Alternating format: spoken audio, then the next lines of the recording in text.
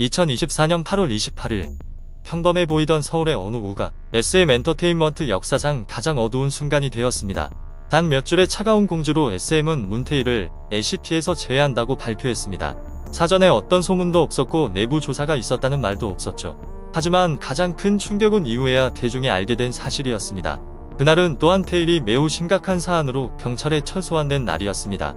7월에는 법원이 징역 3년 6개월의 실형을 선고하며 법정 구속을 진행했습니다. 항소요? 기각되었습니다. 커리어요? 끝이 났습니다. SM이 적극적으로 영입했던 아이돌이 왜 이렇게 어두운 길로 들어서게 되었는지 궁금해졌습니다. SM은 무엇을 보았기에 이처럼 빠르고 단호하게 행동했는지 의문이 들었습니다. 오늘 영상에서는 타고난 보컬로 사랑받던 문태일이 어떻게 K-팝을 뒤흔든 실형에 이르게 되었는지 그 전 과정을 함께 되짚어보겠습니다. 문태일은 1994년 6월 14일 서울에서 태어났습니다. 2013년 만 19세였던 태일은 청소년 음악대회에 참가했다가 SM엔터테인먼트의 캐스팅 제안을 받았고 오디션에 응시해 합격했습니다. 그 후 그는 약 3년 반 동안 SM 루키즈 프로젝트를 포함한 연습생 생활을 보냈는데요. 중학교 3학년 때에도 한 노래 대회에서 SM의 캐스팅 제안을 받았지만 거절했습니다. 연습생이 되기 전 태일은 한양대학교 실용음악과에 합격했습니다. 과거 그가 수석 차석으로 합격했다는 소문이 있었지만 위클리 아이돌에서 사실이 아니라고 직접 바로잡았습니다. 그는 가수 활동과 학업을 병행하기 어렵다는 이유로 결국 중퇴한 것으로 알려져 있습니다. 대학 진학과 SM 입사 사이에서 태일은 깊은 고민을 했죠. 그는 대학을 선택하겠다고 SM에 알렸지만 회사는 SM에 들어오면 자신의 음악을 더 자유롭고 오래 할 수 있다고 설득했습니다. 결국 태일은 SM을 선택했습니다. 이 일만 보아도 SM이 태일의 보컬 능력을 얼마나 높이 평가했고 영입에 얼마나 적극적이었는지 알 수 있습니다. 2016년 NCT와 함께한 리얼리티 프로그램에서 그 결정이 후회되지 않느냐는 질문에 태일은 절대 후회하지 않는다고 답했는데요. 그가 SM 오디션에서 부른 곡은 이승기의 내 여자라니까였습니다. 태일은 한때 동물을 매우 좋아해 동물 돌보미가 되고 싶어 했지만 경쟁률이 너무 높다는 사실을 알고 포기했습니다. 그는 인생에서 가장 기뻤던 순간 두 가지가 SM 오디션에 합격했을 때와 NCT U 데뷔 확정 소식을 들었을 때라고 말하며 당시 눈이 붓도록 울었다고 밝혔습니다. SM 루키즈 멤버로 공개될 때 태일은 다른 멤버들보다 늦게 등장했죠. 그의 말에 따르면 그는 카메라 공포가 있어 촬영만 하면 몸이 굳거나 과하게 떨리는 경향이 있었습니다. NCT 멤버들과 함께 있을 때는 장난 많고 활발하지만 예능에서는 엔젤옷이라는 별명이 있음에도 예능감이 잘 드러나지 않았습니다. 하지만 데뷔 초와 비교하면 지금은 카메라에 훨씬 익숙해졌습니다. 카메라 앞에서의 자신감도 점점 올라가 때로는 아재 개그를 하는 모습이나 호디 같은 매력을 보이기도 했는데요. 주변에서 반응이 없거나 재미없다는 분위기가 나와도 그는 침착하게 계속 말을 이어갔습니다. 또한 태일은 섬세함과 감각이 뛰어나다는 평가를 받았습니다. 활동 7년 차에 접어들면서 태일은 카메라에 완전히 익숙해졌고 라디오나 라이브 방송에서는 특유의 달콤한 목소리로 편안하고 또렷하게 이야기하며 멤버들의 장난에도 자연스럽게 대응했습니다. 그룹의 갑작스러운 상황극에서도 그는 늘 재치있고 유연하며 영리하게 대응했죠. 2019년 음악평론가 김영대가 NCT 127을 인터뷰했으며 태일이 너무 수줍어서 말수가 매우 적다고 평했고 이는 그가 낯선 사람 앞에서 꽤 내성적인 편임을 보여줍니다. 멤버들도 태일이 처음 만났을 때는 많이 조심스러워하지만 친해지고 나면 굉장히 다정하고 사랑스럽다고 말한 적이 있습니다. NCT와 함께 활동할 때 맏형님에도 태일은 나이 많은 티를 전혀 내지 않고 늘 동생들이 편하게 장난칠 수 있게 해줍니다. 멤버들이 안아주거나 장난을 치거나 그를 귀여워해줄 때 태일은 보통 웃기만 하며 자연스럽게 받아들이고 별다른 반응으로 맞서지 않는데요. 하지만 그 순수하고 온화해 보이는 얼굴 뒤에는 누구도 예상하지 못한 비열한 모습이 숨어 있었습니다. 2024년 8월 28일 SM엔터테인먼트의 공식 X 계정을 통해 회사는 문태일이 성 관련 중대 범죄와 연관된 형사 사건으로 신고되었다고 알렸습니다. 사실관계를 확인하는 과정에서 회사는 이 사안이 매우 심각하다고 판단했고 문태일과 논의한 뒤 그가 팀에서 떠나도록 결정했습니다. 따라서 그는 당시 활동 중이던 모든 유닛, 즉 NCT 127과 NCT U에서 제외되었고 동시에 모 그룹 NCT에서도 탈퇴했죠. 문태일은 성폭력 사건 혐의로 서초 방배경찰서에서 조사를 받고 있는 것으로 알려졌습니다. 경찰에 따르면 신고는 6월에 성인 여성에 의해 접수되었지만 구체적인 혐의 내용은 아직 공개되지 않았습니다. 서초 방배경찰서 관계자는 미성년 남성을 대상으로 한 사건 조사는 아니다라고 밝혔습니다. 2024년 9월 13일 서초 방배경찰서는 전날 문태일 사건을 불구속 상태로 검찰에 송치했다고 전했는데요. 경찰 관계자는 기소 전에는 구체적인 혐의와 피해자 수를 밝힐 수 없다고 하면서 현재는 성 관련 범죄 혐의 외에 다른 조사 내용은 없다고 말했습니다. 2024년 10월 7일 문태일은 특히 중대한 성범죄 혐의로 조사를 받았습니다. 언론 조사 결과에 따르면 문태일은 6월에 피해자로부터 신고를 받았으며 지인 남성 2명과 함께 술에 취한 여성을 상대로 집단 성폭력을 저질렀다는 혐의를 받고 있습니다. 텐아시아의 보도에 따르면 피해자는 외국인 여성으로 알려졌고 이후 그 여성이 중국 국적자라는 정보가 전해졌죠. 2025년 3월 4일 경찰이 앞서 청구했던 구속영장이 법원에서 기각되었다는 사실이 확인되었습니다. 첫 재판은 5월 12일로 예정되어 있었으나 6월 18일로 연기되었습니다.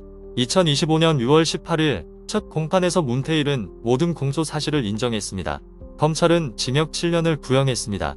검찰은 범행 이후 피고인들이 사건 발생 장소와 다른 위치에서 피해자를 택시에 태우는 방안을 의논해 피해자가 범행 장소를 정확히 기억하지 못하거나 이동 경로를 추적하지 못하게 하려 했다고 주장했는데요. 이는 고의로 은폐하려는 의도가 드러난 것으로 사건의 성격이 매우 중대하며 범행의 죄질도 특히 불량하다는 점을 보여줍니다. 2025년 7월 10일 1심 재판에서 피고인은 초범이라는 점과 피해자와 합의했으며 피해자가 형사처벌을 원치 않는다는 의사를 밝힌 점이 고려되어 형이 감경되었습니다. 법원은 징역 3년 6개월을 선고했고 피고인은 판결 직후 법정에서 곧바로 구속되었습니다. 공범인 이 씨와 홍 씨도 같은 형을 선고받았고 이들 역시 법정에서 구속되었죠. 7월 16일에 태일 측 변호인은 항소장을 제출해 사건은 항소심 단계로 넘어갔습니다. 2025년 10월 17일 항소심 법원은 항소를 기각하고 1심형을 유지했습니다. SM엔터테인먼트가 공식 입장을 내고 언론이 문태일의 성 관련 범죄 사건을 일제히 보도한 시점이 재현이 솔로 데뷔 앨범 활동을 홍보하던 때와 겹치면서 재현은 적지 않은 부정적 영향을 받았습니다.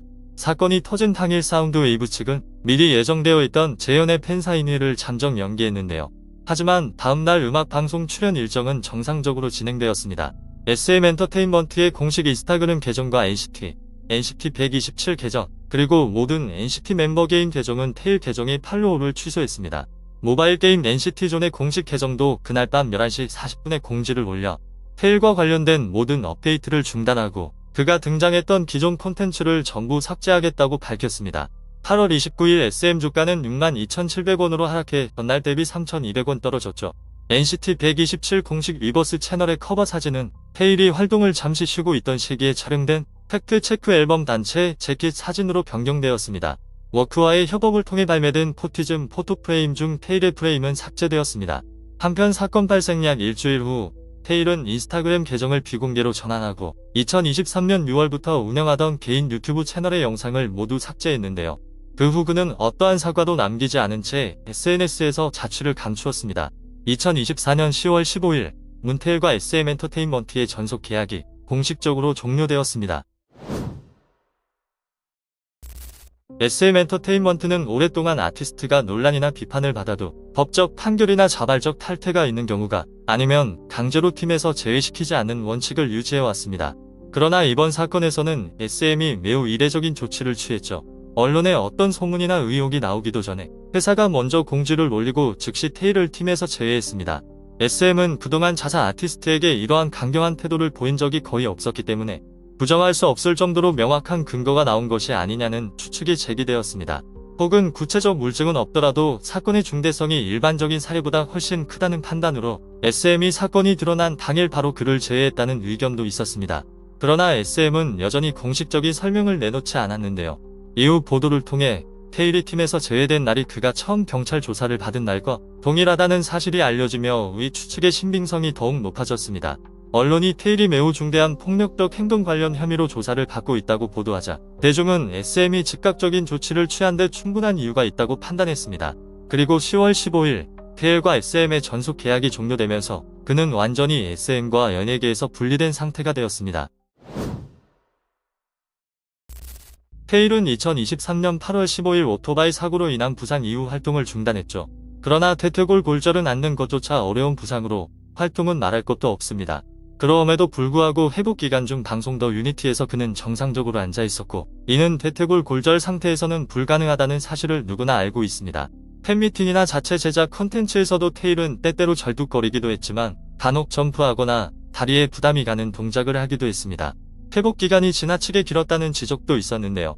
일반적으로 성인 남성의 대퇴골 골절은 5부터 7개월의 회복기간이 필요합니다.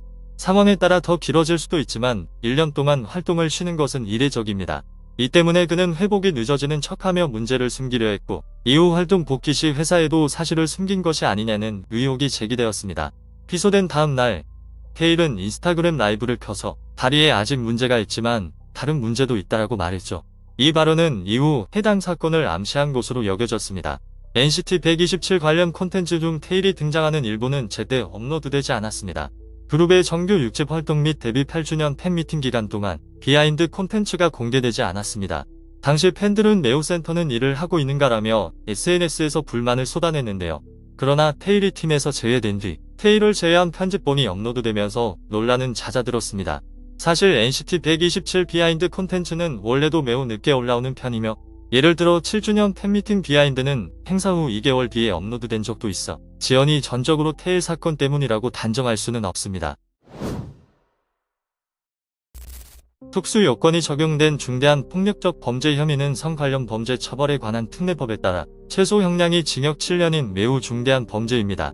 강경되더라도 최저 형량은 3년 6개월이며 집행유예는 3년 미만 형량에서만 가능하기 때문에 집행유예는 불가능합니다. 또한 피해자를 다른 장소에서 택시에 태우려 정황과 사과나 합의 시도 없이 SNS에서 사라진 행동은 반성 부족으로 판단될 수 있어 형량 가중 요소가 됩니다. 그는 주요 방송사 출연 금지 명단에 오를 가능성이 높죠. 징역형 외에도 성 관련 교육 프로그램 참여, 정보 등록 등 추가 제재가 따를 수 있습니다. 그러나 아직 구체적인 내용은 알려지지 않았습니다. 사건이 알려졌을 당시 테일은 아직 군 복무를 마치지 않은 상태였습니다.